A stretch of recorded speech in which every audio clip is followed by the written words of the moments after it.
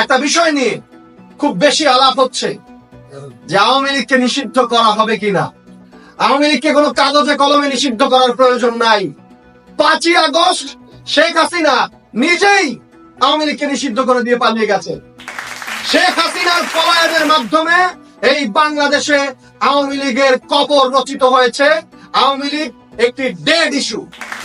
আওয়ামী লীগকে নতুন করে নিষিদ্ধ করার প্রয়োজন নাই। হ্যাঁ, যদি আইনগতভাবে বিচারিকভাবে নিষিদ্ধ করতে প্রয়োজন হয়, যে এখানে আমার একজন সম্মানিত উপদেষ্টা ফরিদা আপা রয়েছেন, আমি ফরিদা আপার মাধ্যমে এই অন্তর্বর্তীকালীন সরকারকে অনুরোধ করব, কোনো আবেগ বা কোনো আবেগ অনুরাগের বশবর্তী হয়ে নয়, যদি নিষিদ্ধ করতে হয় সেই নিষিদ্ধ করা যাতে আমরা প্রশ্নবিদ্ধ না হই, আইন বিচার এবং সকল বিষয়ের মধ্য দিয়ে একটি বিচারিক প্রক্রিয়ায় আমি মনে করবো যে একটা জুডিশিয়াল প্রসেসের মাধ্যমে আওয়ামী লীগকে নিষিদ্ধ করা হোক। তবে আমাদের মন থেকে, আমাদের অন্তর থেকে, এই বাংলাদেশের মানুষের হৃদয় থেকে আওয়ামী লীগ নিষিদ্ধ হয়ে গেছে।